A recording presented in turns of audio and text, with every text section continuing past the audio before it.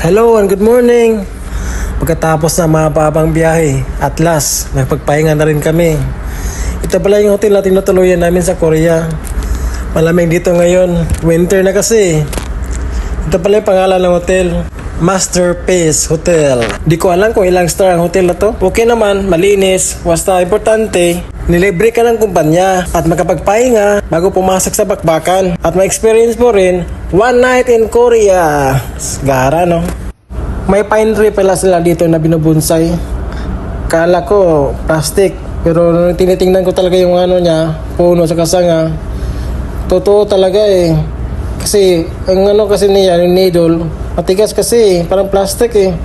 Yung Korea at Japan pala, halos magkapareho na sila.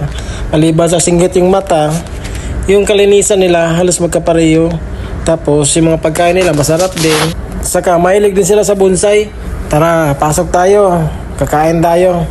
Yung kainan pala nila nakaseparate na sa likuran nila. Let's go!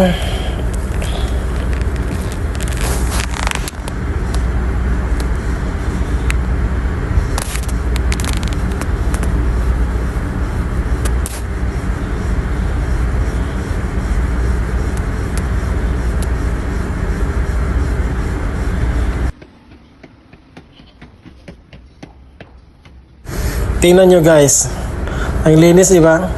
Parang bahay lang eh. Kaya masarap kumain dito. O paano? Hanggang dito na lang muna. Paalam! Please like and share!